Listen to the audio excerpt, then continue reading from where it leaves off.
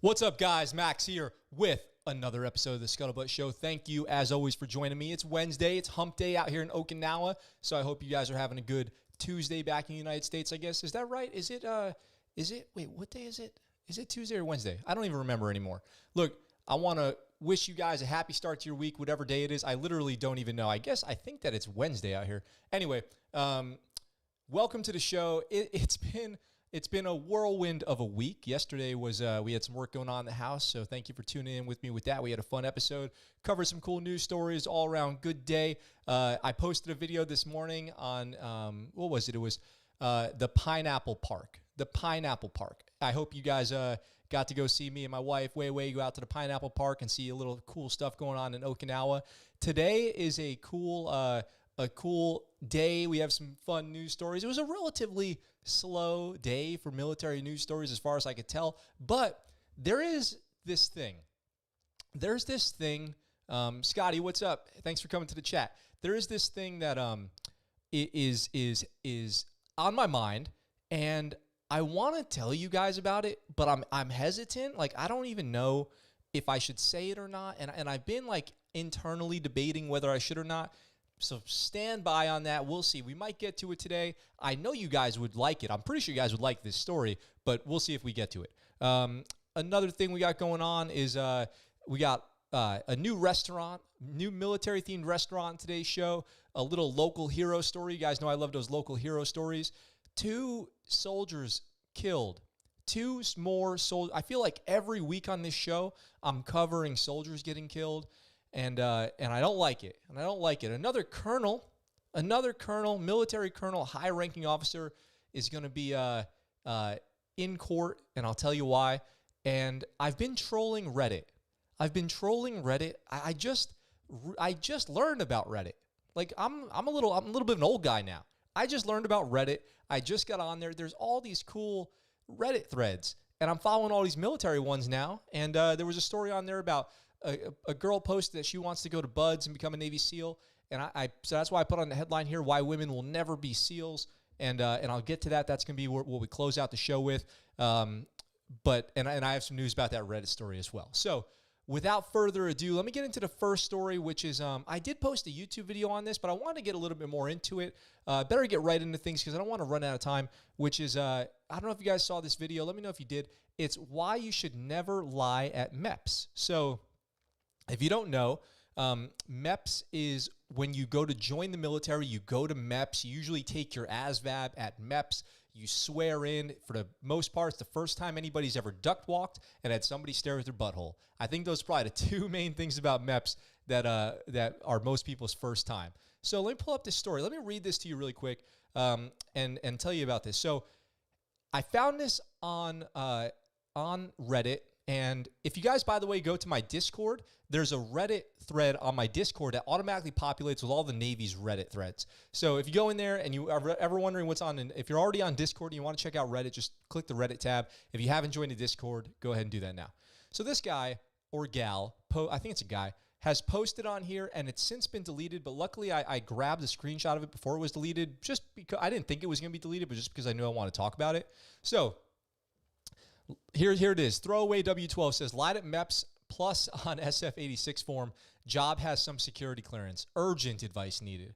Hello. So I'm in a bit of a serious pickle here. I have not disclosed that I've smoked weed 4 times in the past, neither to MEPS nor my recruiter. 3 of those times was 4 years ago, and 1 time a little more than a year ago. One of my references smoked with me, but I have told them to not disclose if they get interviewed, and they said they wouldn't. I didn't know the weight importance of the SF form. My recruiter simply made it sound like some paper with no significance. Now, I want to know if IT rates get polygraphed, and I also want to know if it's better to hold this lie or tell someone and risk losing this. I leave for boot camp in less than a month. Realistic advice, please. And I've been told by 2 people in the Navy, high-ranking people with clearances, that I'm worrying about nothing and to just keep going with this lie. Are they right? The only way I'll get found out is if my single reference says, What's the best thing to do? Is there any way I can rectify this? Should I come clean? Is there any way I can do that while I'm in debt? So let's talk about this really quick. First of all, some baseline stuff here.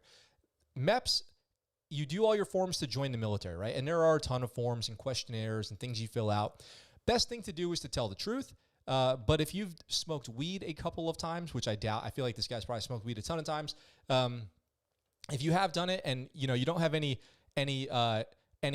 record, like you've never been arrested or anything like that, just leave it off. Just say you never did drugs. They're not going to check.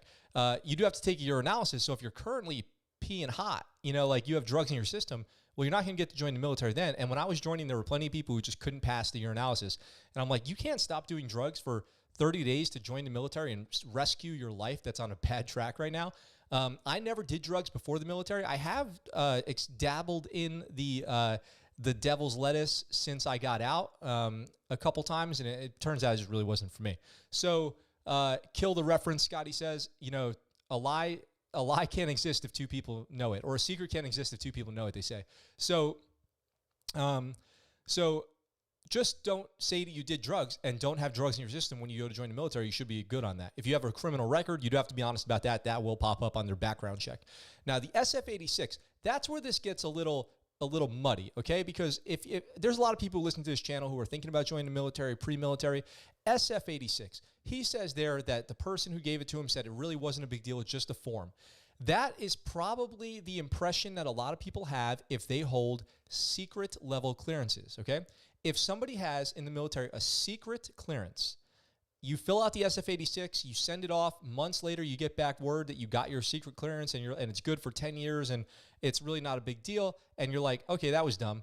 Now, that's the case for most people who have, if you're a U.S. citizen, if you don't have any weird aliases, you don't own businesses in other countries, things like that, no suspicious foreign travel, your wife or husband or spouse is not from another country, you're usually good to go. It seems pretty transparent, like nothing happened.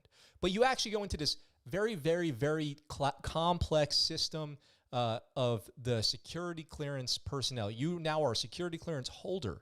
That puts you in a whole nother category with all these responsibilities that most people don't even realize they have.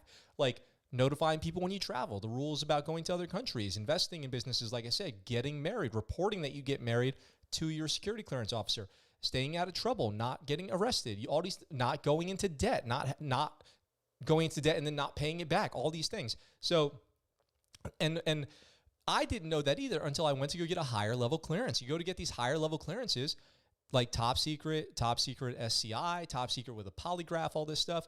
There are clearance levels that require polygraphs. So if you need to take a polygraph test, now here's where this guy's going to get in trouble.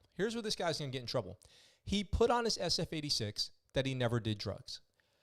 If he in the future wants to get a higher level clearance, like he wants to go work at the White House, he wants to go work for the FBI, something like that, and he has to get a clearance that requires a polygraph, let's say. Because as your Navy career, your military career grows and grows, the higher ranking you get, the more likely it is you're going to need higher level clearances, and who knows what you're going to want to do in the future, okay? This is not good preparing for the future by starting off by lying. So when you go get a clearance with a polygraph, you have to take that lie detector test, just like you're on Maury Povich or something. You have to, or like a real crime, I guess. And you have to go do your lie detector test. And then if you say something on there that doesn't line up with something on your form, and then you fail your polygraph, you're going to be screwed. Now, is that likely going to happen to this person? No, it's probably not going to happen to this person. Scotty said, what's up, guys? What's up, Levinson? What's up, Justin? What's up, Scotty? SAP. Access programs require a poly. That's good information for our listeners. So you go for these higher level clearances, then you're going to get in trouble. Then it's going to come back to haunt you. Let me tell you something. I know people think about the security clearance thing. Look, let's just, for example, that might be more universal than me using a specific example to me.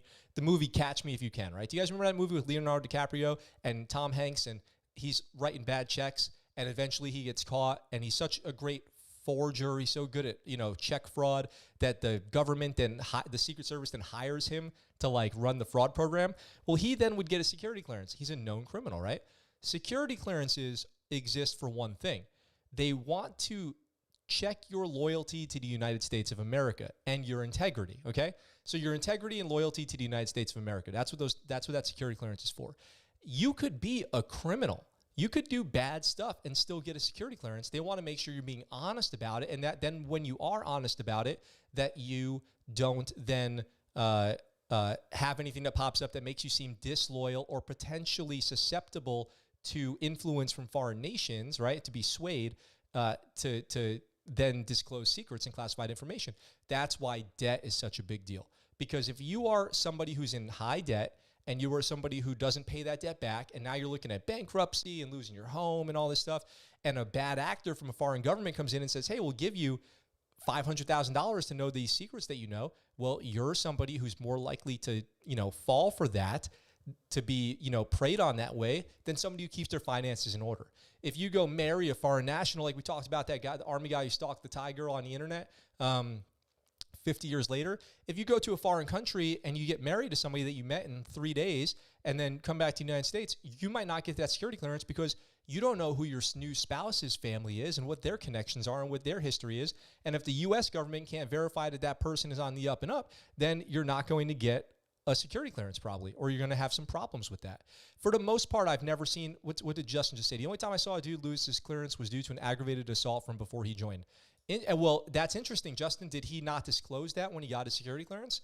So I've seen people lose their security clearances and then once you get a security clearance, you can lose it. You can get it granted, and then you lose it. Some of those things include marrying foreign nationals, getting involved in foreign businesses, getting in trouble. So you have to keep your record clean once you get a clearance, but they're more likely to be good with your prior problems with the law, your brushes with the law or drug use or whatever it is, than they are with your future ones. So anyway, long story short, if you listen to this episode, you're one of the people who's thinking about joining the military, go ahead and be honest on your SF-86. If you smoked weed a couple times, you could probably just omit that. I'm not telling you to lie. I'm not telling you to omit information, but just be smart about it.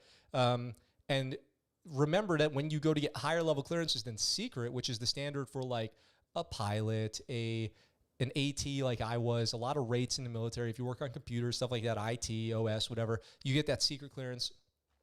The problem is when you start lying and you go for higher level clearances, that's when your problems are going to come up, okay? So I just want to cover that story. I've been talking about covering it all week, and I didn't get to it, so that is it.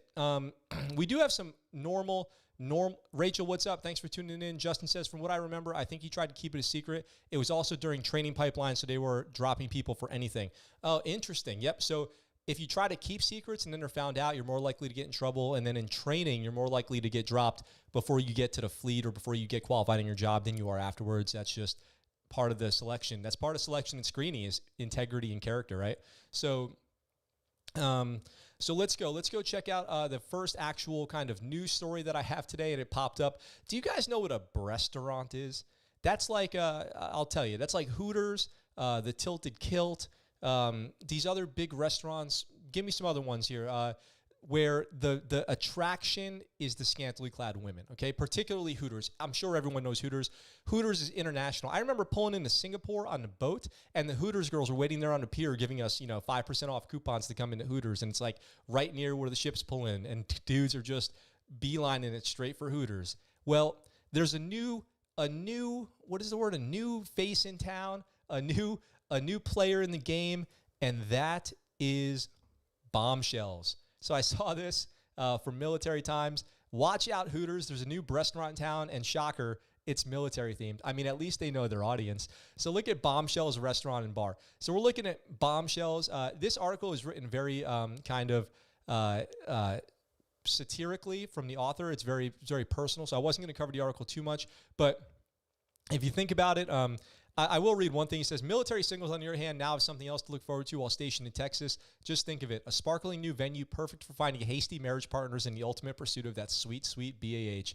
After all, hooking up with the talent at off-post strip clubs was getting pretty cliche, and the cherry on top is that she'll look just as good in uniform as you think you do, since that's the prescribed attire for staff. So that's kind of funny. But what I do have here is the Bombshells website, which is kind of horrible. And it's also Twin Peaks. Nice, Twin Peaks. So The website's kind of horrible, and this place is in Texas. So if you're out there living in Texas or you're going through Texas, shout out to Dan Crenshaw. I'm sure he has been to Bombshells and checking out the great food. Listen, real talk though, the food looks horrible. Let's go to the gallery here. I want to show you guys how bad this food looks. I mean, we're talking. Look at this macaroni and cheese. It's straight up blue. This burger's got the blue box blues. You know what I'm saying? It's got the blue box blues. It's got that Kraft macaroni and cheese on it. We have like the Tex-Mex sampler over here, and then this girl is definitely not playing basketball here. I will take some Jameson. Thank you very much. Is this some kind of quesadilla nacho platter thing? This is not a picture of food here on your top left of your screen right now. As we scroll down, top middle of your screen right now, this girl's holding a puppy. But like I said, these aren't really pictures of puppies and basketballs and food. They're just trying to highlight the girls. And then they have the Officers Club app. So you can download the Officers Club app, which I think is excluding their primary target business. If it was me, I'd be definitely targeting the E3s, E4s, E5s to come get them in this restaurant with like a 10-cent wing night or something like that.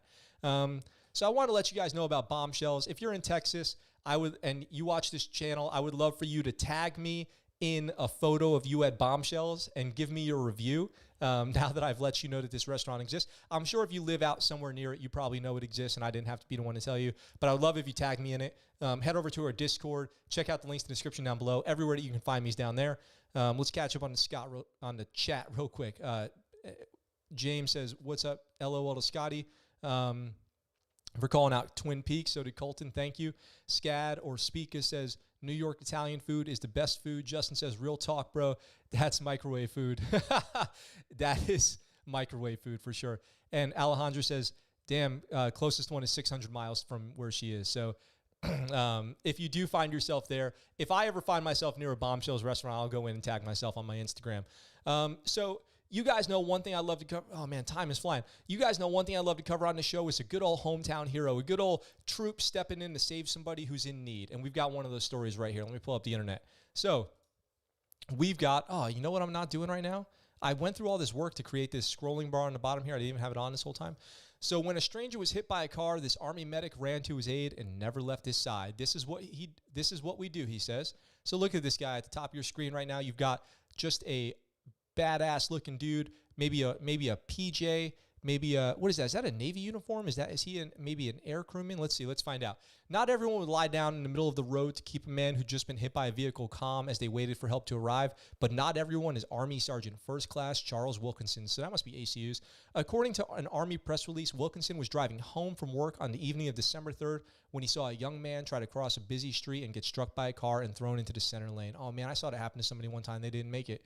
Wilkinson, and this also on another occasion happened right outside of my apartment, and me and my buddy Mikey were the first responders out at that scene, and it was crazy. So Wilkinson, who's a flight paramedic with Detachment 1 Charlie Company, 3rd Battalion, 126th Aviation Regiments, not 160th, Massachusetts National Guard, fell back on his hard-won experience from multiple tours downrange and leaped into action.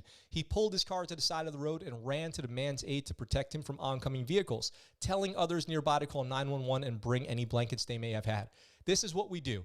We put others before self and help those that cannot help themselves, Wilkinson said in the press release. I would expect any of my soldiers to have done the exact same thing. While waiting for paramedics to arrive, Wilkinson laid down next to the man in the road and talked to him, keeping the man alert and calm as he asked his name, checked to make sure he could move all of his extremities, and before long, first responders arrived and took the man to the hospital. He has since returned home after multiple surgeries, and the Army says he's doing well. Now, I know for sure in the chat right now we have some people who did this professionally, some paramedics, some air crewmen, rescuemen, who may have a comment on this, but it sounds to me like he was trying to keep him calm, keep him from going into shock, assessing his possible brain injuries, probably making sure he can, maybe move his arms and legs, making sure that he doesn't move his arms and legs if they're broken, stabilizing him, all this stuff, all this kind of standard first aid stuff until professional help can arrive. I think that there's probably something different you do to help somebody if you know an ambulance is close by versus on a battlefield where you have to give them probably an hour or two's worth of battlefield care before they reach the golden hour site. So so he was from the 126. Levinson says, Why are all military dudes named Wilkinson in the military badass? That's a great question. I know a couple badass Wilkinsons myself. No, damn, I thought only Night Stalkers used that helmet. Probably a lot. I'm not sure what that helmet particularly is from looking at it right here, but I think probably a bunch of air crew have it. Wilkinson said he only did what he was trained to do. Isn't that what everybody says? I only did what I was trained to do. Just doing my job. But First Lieutenant Patrick Foley with Detachment 1, Charlie Company, 3rd Battalion, 126th, said in the news release, Wilkinson is a true professional soldier. This is just one instance that shows the kind of character he has. He is a great guy, and we're lucky to have him on the scene. I bet that person who he saved is happy he was on the scene too. And you know what I always say on the show? A bad day like that doesn't test a person's character, it reveals it, right? That's a great quote that I heard. That's not my original quote, but a bad day doesn't test a person's character, it reveals it, okay? So let's see. Levin says standard helmet with a dust mask. So that was a cool story. I'm always glad when I can cover those stories, but unfortunately, we're rolling into a couple kind of bummer stories. We're rolling into a couple stories that I wish I didn't have to cover, and I wish I didn't have to cover so often. I feel like if you guys watch this channel, I feel like we are all the time covering stories like this about soldiers, about airmen who are going missing, getting murdered, found dead, victims of some kind of violence. And that's what we've got here. We've got more of that today. So let's go pop up the internet again. And I am on task and purpose here. This story's been reported by multiple sources, and it's very strange. We covered a story like this a few weeks ago where an Army captain was killed when his Jeep was rammed in the early morning hours, and it ended up being an inter-service thing that started at the club and spilled out into the streets the next morning. If you guys remember that story, but we don't have any real information on what happened here, but as we find it, I'll cover it. An Army drill sergeant has died after being found in her car with multiple gunshot wounds. When officers arrived, they found a white Dodge Challenger with multiple gunshots to the driver's side door and window. So we're looking at Sergeant Mitchell here. An Army drill sergeant was pronounced dead on January 1st after she was found in her car by law enforcement, having been shot multiple times. Staff Sergeant Jessica Mitchell, so this picture was when she was a sergeant, a dental specialist at the U.S. Army Medical Center of Excellence on Joint Base San Antonio, Fort Sam, Houston, Texas, that's easy to say, was pronounced dead at 3 a.m. on January 1st, New Year's, just after New Year's, 3 a.m. You know, I'm just going to say it right now based on that time and date. This sounds like something that started on New Year's Eve, at a New Year's Eve celebration that spilled into the next morning.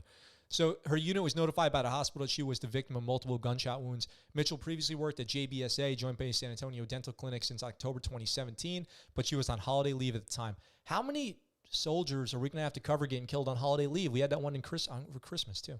According to the San Antonio Police Department, officers were dispatched just after 2 a.m. on January 1st for a stranded vehicle in the fast lane. Damn, on the interstate, on I-10, driving right across Texas. When they arrived, they found a white Dodge Challenger with multiple gunshot wounds. Officers opened the vehicle door and checked for the pulse of the victim, who appeared to have been struck multiple times but were unable to locate a pulse. The victim was transported by EMS to University Hospital, where she was pronounced deceased by hospital staff. Major General Dennis Lemaster, the Med Company commander, said to the JBSA press that they are devastated by the tragic loss of Drill Sergeant Jessica Mitchell. Drill Sergeant, interesting. Our sincere condolences go out to her family and friends. We are focused on supporting Drill Sergeant Mitchell's family as well as her soldiers during this extremely difficult time. Deborah Mitchell, Jessica's mother, told the police that she had spoken with the daughter on Monday, and she was telling us about her dreams. Oh, my gosh. And Jessica's father said that he told all of his children, I want you to do better than what I have done. Isn't that every parent's dream for their kids? She and my children have so far come, I think this probably says she and my children have come so far, and she wanted to be the best that she can be in her military career. So the Army Criminal Investigative Command are investigating the homicide, and they're working diligently to find the motive, which I hope they do and get some closure for the family. But I've got to say, it sounds like a New Year's Eve thing gone wrong. I mean, that had to have been an acquaintance or something. I mean, pure speculation here, but that's what it sounds like to me. Let me know what you guys think in the comments. Also, if she was a drill sergeant, imagine you're in boot camp and your drill sergeant gets, murdered. I wonder, if anybody's had an experience with anything like that in boot camp where something happened to one of their drill sergeants, how was that? Like, I'd be curious to know in the comments. Let me know. Syfy, what's up? What's up? What's up, dude? And Fort Hood. This is not Fort Hood. That's Joint Base San Antonio. It's a different base. And then we've got I'll just roll right into this. At Fort Bliss, we're covering a story out of Fort Bliss. Army investigating the death of 19-year-old Fort Bliss soldier. The Iron Eagle team is deeply saddened by the loss of a friend and teammate. The Army is investigating the death of a Fort Bliss soldier who was found unresponsive in her barracks room on New Year's Eve. PFC Asia Graham, 19, was found unresponsive on Thursday and later pronounced dead at Fort Bliss Department of Emergency Services, according to a Fort Bliss press release. And she was a human resources specialist assigned to the 1501st Attack Battalion. The circumstances surrounding her death are under investigation, though a statement from Fort Bliss on Monday said foul play is not suspected. Interesting. The Iron Eagle team is deeply saddened by the loss of our friend and teammate. PFC Graham was a valued member of the Iron Eagle team and did an outstanding job for this battalion. We lost a skilled human resources specialist who wanted nothing more than to serve her country and her battle buddies. She had only been at Fort Bliss for about a year when this happened. So sorry to hear that out of Fort Bliss. It said foul play is not suspected, but I'm sure we'll hear more about that and what the cause of death was for a 19-year-old female in the barracks. That obviously leads me to have a ton of questions like, was alcohol involved? Did she, I'm just thinking of the ways that I've seen people that age go out, without pre-existing medical conditions. She had obviously not been in the Army that long. She was at probably her first command. So I'm just thinking, there's alcohol, there's undiagnosed medical conditions, and sometimes people just go to sleep and they don't wake up. It's happened to somebody I know and served within the Navy, and it's just a sad thing. So sorry to her and her family and her battle buddies out there, her fellow soldiers, but I hope that they figure it out. I hope it wasn't foul play or anything like that, and I hope her family gets some closure as well. So let me do this. Let me do this next. By the way, like I said, it was kind of a slow news story today. I'm happy to take any questions. If you guys have any questions for me that you've been meaning to ask or that I haven't gotten to, go ahead and throw them in the chat right now, and I'll try to talk to them before we roll into the headline story of the day, which is why I think there will never be a female Navy SEAL. But I do have one story to cover before that, and it's this one. Army colonel arrested for domestic violence, previously investigated for emotional outbursts. This is a different story than the one we did yesterday, by the way, guys.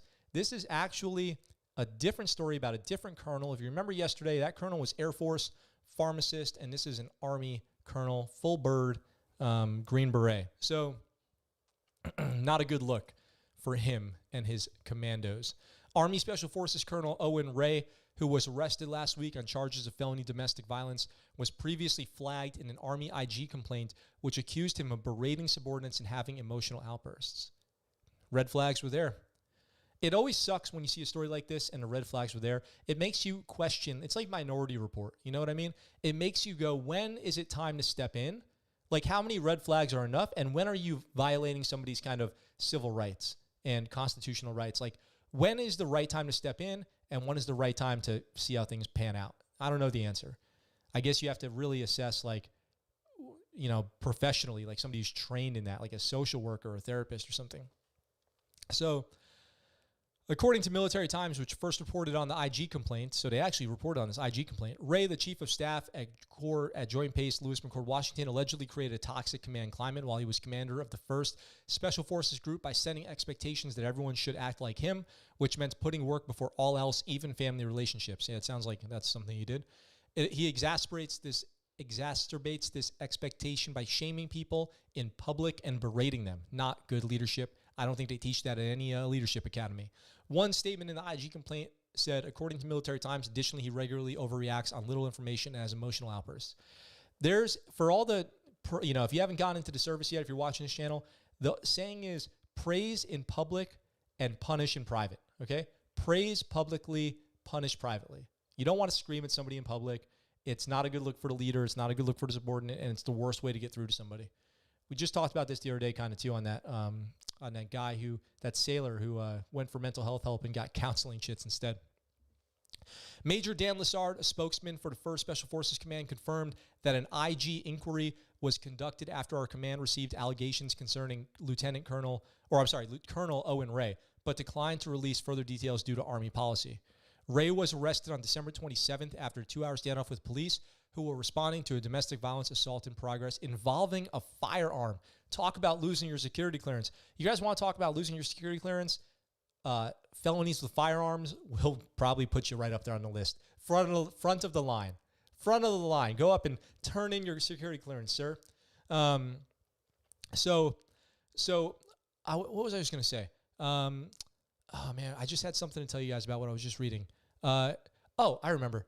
The holidays, Christmas, Thanksgiving, New Year's, I believe, are the number one highest days for domestic violence incidents. I am pretty sure, double check me on this, but the highest rates of domestic violence incidents occur on holidays. So it's no surprise to hear that around this time, December 27th, after a 2-hour standoff with police, like this is a armed, barricaded, you're talking about an armed, barricaded potential shooter. This is as serious as it gets for law enforcement. Like, this guy's in big trouble. This is no joke. According to the Tacoma News-Tribune, which obtained charging papers in which prosecutors detailed the incident, Ray and his wife were in the middle of an argument when she went to hide from him in her youngest child's bed. Man, that's scary, man. Poor wife and child. Ray allegedly retrieved a firearm, came into the child's bedroom, and pointed it at his wife. And proceeded to kick her over and over with his boots in the face. What a piece of shit. He's got his side of the story. He's not guilty of anything right now. But let's say all this was true. What a dirtbag. Right in front of the kid, too. I grew up in a not pleasant family household situation, and it's really, harmful to kids when they have to see this kind of stuff go down. The two children had woken up and they were screaming, "Don't kill mom, don't shoot." Oh, man, this is like heartbreaking. Ray was, "Don't kill mom, don't shoot us," the charge sheet said. Ray was ultimately charged with 2 counts of assault in the second degree with a firearm, 2 counts of felony harassment, kidnapping in the first degree, which, by the way, I believe you can get life in prison for, and reckless endangerment. He has since been suspended from his position with 1 Corps. Though the IG complaint was allegedly investigated, the 1st Special Forces Command's IG office determined it was not substantiated this summer, according to Military Times. 1 month later, Ray became he was promoted after the IG complaint, and then this happens? I don't even know what to say about that. Except for, I hope people learn from this kind of stuff. I hope people stop putting, what did SCAD say? SCAD said, how many colonels are getting into stuff at this point? Now, this is where I think the death penalty is acceptable. Well, I don't know if I would go as far as to say the death penalty. And Scotty says barricaded SF shooter. Yeah, not a good deal, right? Not a good deal if you're a first responder on that scene. Now, I don't know if I'd say death penalty is acceptable because, it is what it is. He didn't kill anybody. He didn't shoot anybody. He turned himself in. But catching a charge like kidnapping is one of the highest crimes. Actually, I think kidnapping is a federal crime. And I'm no lawyer. I'm C-lawyer in a big time right now. I think kidnapping is like a federal level crime, and you can get life in prison for that. So it's not looking good for him. But can we just think about the fact that the Army had this IG complaint on this guy, said it was unsubstantiated, and then promoted him to chief? Like, what in the world? I hope they learn. And then the spokesman for the 1 Corps said, not aware of a previous IG complaint. Talk about lack of transparency. Lieutenant Colonel Neil Pintia, spokesman for 1 Corps, told Task and Purpose was not aware of the previous IG complaint. So among the allegations in the IG complaint included one instance in which Ray missed a teleconference because of confusion over time zones. Well, shit. That happens. In response, Ray started swearing, shaking, and throwing papers. Well, that's not a good reaction. He then instructed his staff to lace up in running shoes for a roughly 7-mile run, during which about 2/3 fell out. You should be able to run 7 miles, though. Afterward, Ray went straight into his office. Military Times reported the IG complaint is saying, while others on his staff jumped into cars to check on those who had fallen out to ensure they weren't injured or dehydrated. Well, I hope that wasn't Taco Tuesday. I hope they hadn't just had Taco Tuesday at the shop. I'm going to wrap it up there. I think it's pretty, what can I say? He's an asshole. who was doing bad stuff for a long time, and nobody stepped in, nobody intervened. There was no intervention done, even when they could have and even when they should have, and then that's what happens. Scotty says he should be demoted to E1 and put in Leavenworth. Wouldn't that be freaking fantastic if you could demote him to E1, to private? Wouldn't that be awesome? Oh, man. I mean, I'm sure it won't happen. I'm sure he will avoid Leavenworth, but he might have to face, the civilian court system in prison for his crimes. I guess it's going to come down to the family, too. The family would have to follow through with those charges and seek, punishment, right? I guess they get a say. Okay, so I've been trolling Reddit. Let's go to a little opinion piece, okay? This is just an opinion piece. This is my thoughts. And we've talked about this on the show before, and I've always said I would address it. I've always said one day I'm going to talk about women becoming Navy SEALs. And I guess since today was a little bit of a slow day, I'll touch on it now. And I'd love to get some guests on the show. You know what I would love to get is someone out there who disagrees with me to come on the show. Justin says, big rocks and a little rocks. Levinson says, death is a bit extreme. Kidnapping is defined by holding someone captive. Odds are this attorney will get that dropped to a lower charge because they live in the same house. He will do 8 to 10 years. That's a good assessment. 8 to 10 years is no joke. His Army career is definitely over. So, and it's not going to end well. But just like with a lot of high-ranking officers, he'll probably get to retire. I mean, frankly, a high-ranking officer with over 20 years can do almost anything and get to retire. That's one of the biggest BSs in the military. We covered that that Marine colonel out here in Okinawa who was shoplifting. No punishment. Don't even get me started on that. Anyway, women joining the Navy SEALs. I was trolling Reddit yesterday, and I saw this post. It said, does anybody have any advice for a woman going to BUD/S? And I asked, why do you ask? And she said, because I want to go to BUD/S. I'm going to start out by saying I already found out that post is like a hacked post. It gets posted from time to time as like just a clickbait type thing. It's probably not a real person. And let's see. Rachel says, do you feel that the military is getting frequent bad press lately? Well, the military is always getting good and bad press. It's always getting good and bad press. I don't feel like the military is getting bad press, like not doing a good job, but there's, stories like this coming out all the time. If you watch my show, you might be like, wow, all this bad stuff's happening because I cover all these stories. There's way more good stuff happening. There's always that. There's way more good stuff happening. So I started thinking, I had this conversation with my wife not that long ago. Somebody was saying, there was a healthy debate amongst my group of friends out here in Okinawa about women going to BUD/S and becoming Navy SEALs and women joining Special Forces. And we had that story earlier in the week about the first female Green Beret who fired her weapon in her apartment, indeed, which is just too funny. I mean, sad and funny. So I said, here's what I said.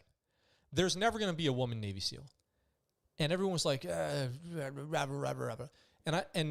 I wanted to be clear.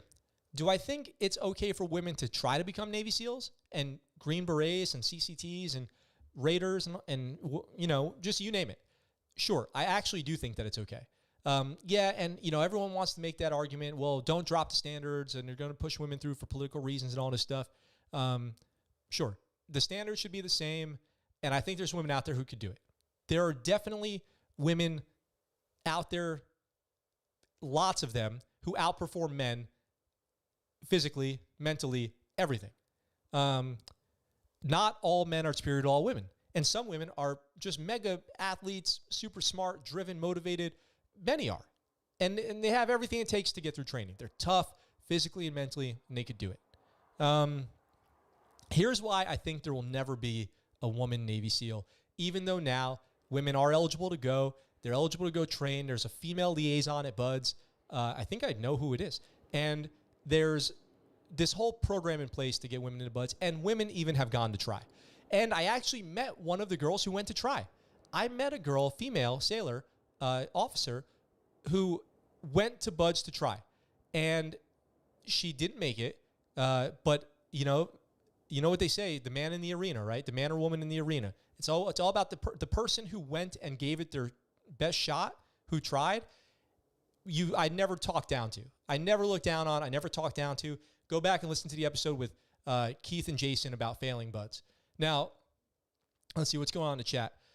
James Levinson says, you're looking for bad press about the military. You always find it true. Scat says, to any woman who wants to be a Navy SEAL, I'd suggest Coast Guard, MSRT, or any of the other MES. Nikki MGTV, what's up, dude? Welcome to the chat. Rachel, we always have negative press. It just depends on how mainstream it is. Rachel, thank you guys for the input. Yep. So, Nikki, what's up? Welcome to the chat. Thanks for dropping by. But here's why. Even with the opportunities, abound to go try, no barriers for gender to go try to train. Here's why, and with the standards all being the same and all of that, here's why I don't think there will be a female Navy SEAL. I did some research before the show because there is a female Green Beret now. And unfortunately, we had to do that story on her on Monday. Go back and listen to that one. There are approximately 15,000 active duty Green Berets and a lot more in the reserves. Well, not a lot more than 15,000, but there's an additional reserve Green Beret force. There are approximately 2,000 Navy SEALs active duty. So there's 15,000 Green Berets active duty, 2,000 Navy SEALs, a 7 times multiplier there. 7 times more Green Berets than SEALs. There are far fewer SEAL reserves. Also, there's 2 SEAL reserve teams. There's a bunch of Army Green Beret teams in the reserves, National Guard. So here's the thing. Here's what I think it comes down to for the females and the SEALs. You guys know I love female veterans. I support female veterans. My wife is in the Navy. She's active duty. She's my hero. Like, she is hardcore, fitter than me, smarter than me, everything. A woman will never be a Navy SEAL because it's already so hard to become a Navy SEAL, right? It's already so hard. There's already so few people who do. And there's not that many women trying. So if there's a 85% attrition rate and thousands of men every year try, and only a few women ever do, you have to get the right woman in there. And then she has to make it and not get hurt. There's just not enough people trying. And in the Navy, there are people in the chat right now who know me, and we've worked together in the Navy. So if you can think of somebody, let me know. I never met a woman in the Navy who legit wanted to go to BUD/S. There's these hearings in Congress. There's these giant conversations going on. They're dumping money from every direction into getting females into special forces. Who are these females who want to go? Where are they? I was in the Navy for almost 14 years. I never met a girl who seriously, legitimately wanted to go and felt like she, couldn't go. It was a big deal that she couldn't go. That if she could, she would, and train and all this stuff. And then out of the people who talked about it, I didn't see anybody who looked like they could actually do it. So if girls were talking like girls should be able to go to BUD/S and train to be SEALs, I didn't see one who was actually super fit the way that I've seen people train for selection for BUD/S. I never saw it. So Levinson's saying resurrection, but I don't. In the time that I knew her, I didn't see her working out like that, like training. Like I didn't see her as great person, good sailor. I didn't see her as a super athlete or anything like that could do it. Maybe I'm not remembering it correctly. I never met a girl who really wanted to go, even if they could have, who legit wanted to do it. And I heard a retired SEAL Master Chief giving a speech that if you want to graduate BUD/S, you have to want it more than you have to breathe, he said. You have to want to graduate BUD/S more than you want the next breath of air, okay? And literally, you have to literally go underwater and stay there past the time that you should have come up for air, okay? It's no joke. So now out of all of the men who fail, men who fail, women now have failed too. There's been women who went and they for one reason or another fail. I'm not saying fail is a negative thing, just as a fact of the matter. You need so many people to try to get down to the right people. You need the floodgates to open and people to come in.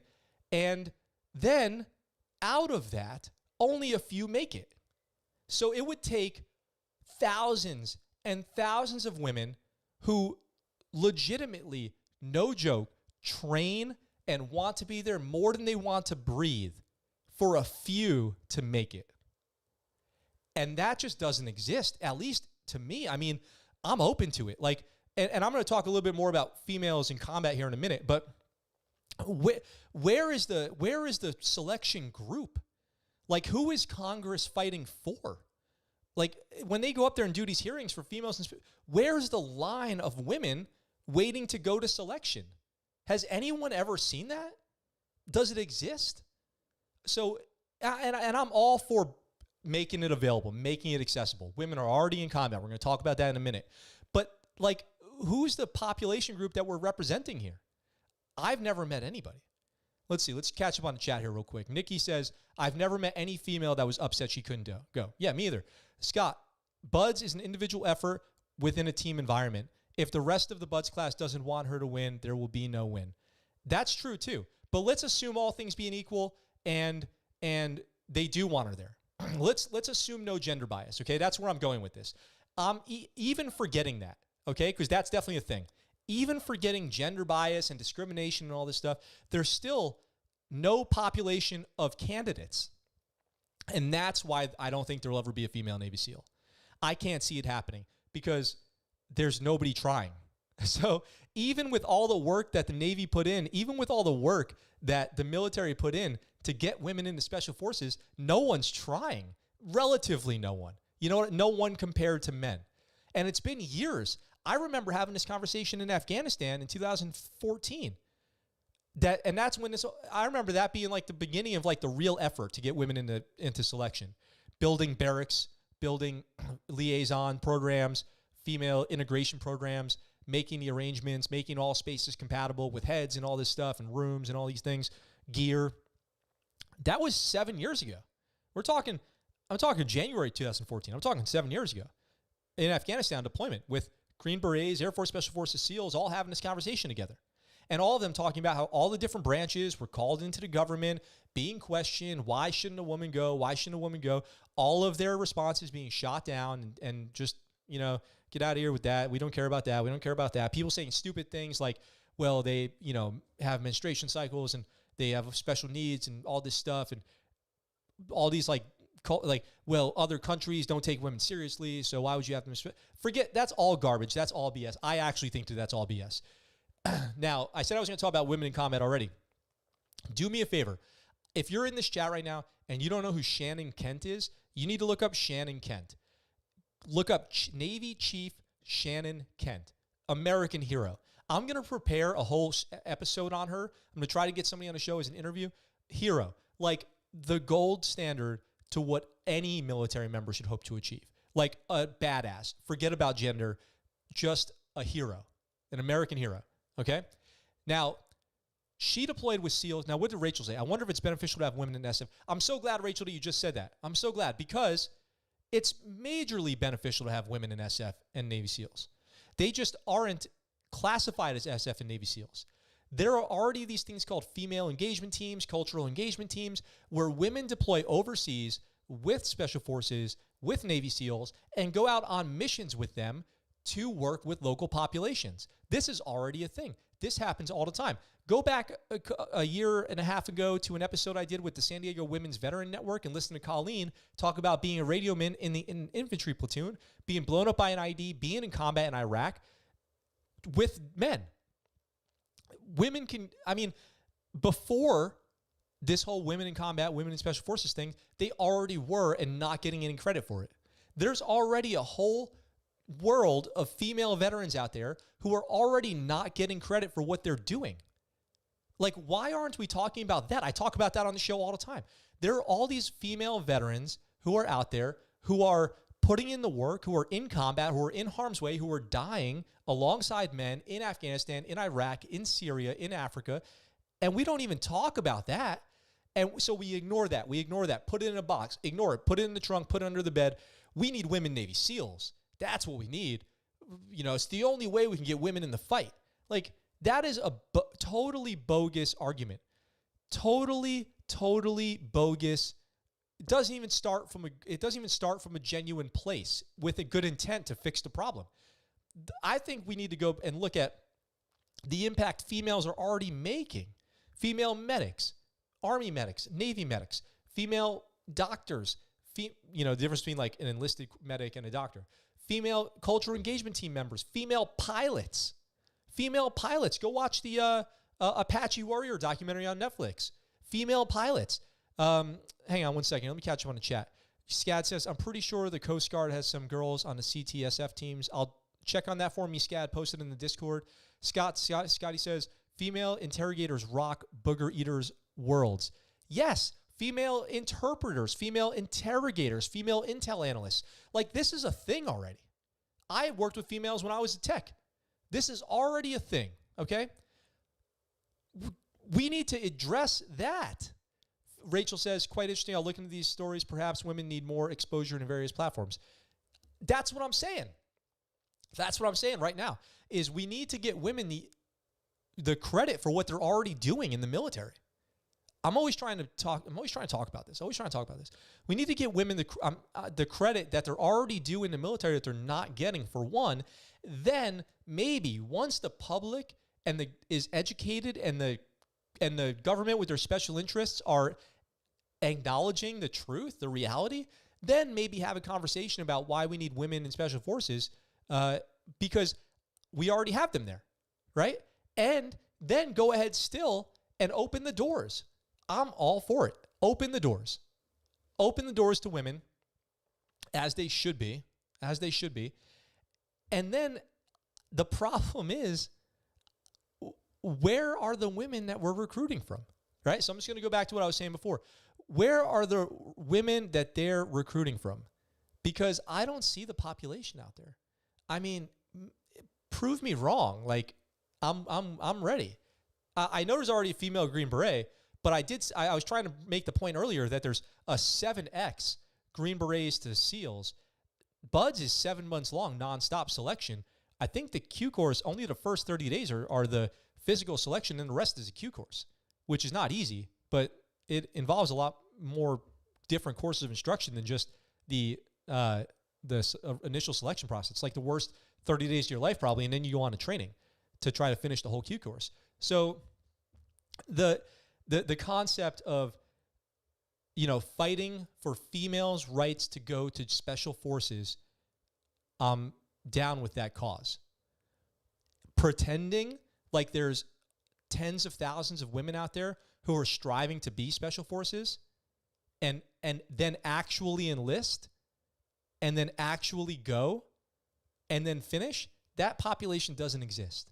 If you look at the women who exist out there who have what it takes mentally and physically to graduate buds, then you have to recruit them. You know what I mean? Like, you have to recruit them. Then you have to, recruit them, get them to go. Then they have to not quit. And then they have to not get hurt. And then they have to finish. And they have to want all that. And it just doesn't exist. Prove me wrong. Point me in the right direction. But that population doesn't exist. Okay? I think that's all I want to say about that. Scad says, you should do an open mic on Discord where people can join one of the call channels and talk, ask questions. I would do that. Like, we can do that anytime. And let's get more people on the Discord. Let's get people, if you guys listen to the chat and you're on Discord, if you know what Discord is, we have a Discord. Look up the ScuttleButt Show. It's linked in the description down below. If you want to know how to support the channel, the best way right now, there's 2 ways to do it. Patreon, become a patron. I don't even have a patron yet. Go to join Patreon. If you become an elite patron, you get a free t-shirt on your second month. Like, it just makes sense, you guys. Just makes sense. Then invite people to watch the videos with you. I do this live show Sunday through Thursday, 1800 Pacific Standard Time. Invite a friend and come watch the show. If you invite a friend, we get more subscribers, we grow the channel. That's going to be a good way to do it. So those are the best ways to support the channel. Justin says, it's going to be hard to recruit them when all the Fort Hood stories prove the worst stereotypes of the military. Sure. It is hard to recruit women. Hasn't it always been harder to recruit women? Like, I would think, we can get some recruiters on the show. I feel like it's always been harder to recruit women into certain jobs. And a lot of that is due to stereotypes and preconceived notions and representations in the media and the public of what the job is like. obviously there's this understanding of the archetype of what the military is, and it's like a masculine dude out there, you know, dipping, you know, partying, drinking, combat, all this stuff, and that exists.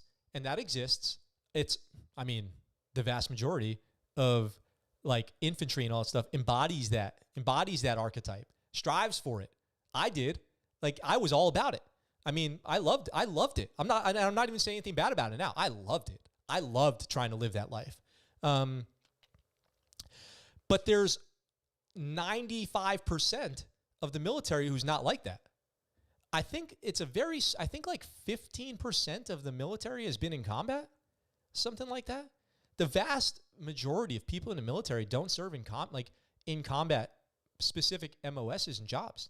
It's like there's way more ITs, and just from a Navy perspective, there's way more ITs and boatswain's mates than there are SEALs and SWIC and in FMF corpsmen. Let's see. Scad says, true. I have a buddy who's an officer at Hood, and he was oblivious to half the stories. What? Really? Oh, yeah, that's possible. Levinson says, LOL, let's get Lunchbox in here. He is recruiting where I live. Nice. So yeah. Let me know what you guys think about that in the comments of this video. I'm going to be closing out the video here. Let me guys know what you think in the comments. You can hit me up at the ScuttleButtShow@gmail.com, ScuttleButtShow.com, where you can get the merch and the shirts and all this stuff and the coffee cup and all that good stuff. By the way, I'm in a little bit of trouble today because I went to the little shopette on Kadena, and they're serving Black Rifle coffee there now. So this is my second cup of coffee today. Black Rifle Coffee sponsor me. And he just got out ROTC and into the Cav. Nice. Okay, so he's brand new. He's got a lot on his plate, I'm sure, as a junior officer. So, and then find me on Discord, where the chat's going, the memes are going, all the notifications come in there. Videos will get posted early there. And if you do join the Patreon, you'll get behind-the-scenes access, early access to videos, one-on-one chats with me, customized merch, all this stuff. Patreon. I would love to get a patron for as little as $1 a month, as much as $10 a month at the least. If you come watch this show every day, consider joining the Patreon and supporting this channel to help improve it. All the money that goes from there is going to be all about just maintaining this show. I put a lot of time into it, researching these stories, 5 days a week live on the show. And then invite your friends. Let's get this channel to 1,000 subscribers. One quick announcement to make that I decided today. When this channel gets to 975 subscribers, I'm going to go live and stay live until we get to 1,000. So it'll be a live stream marathon for the last 25 subscribers, okay? So stay tuned for that. Thank you, guys. We'll be back tomorrow, same time, same Scuttlebutt time, same Scuttlebutt place. I look forward to talking to you then. I'm out for now.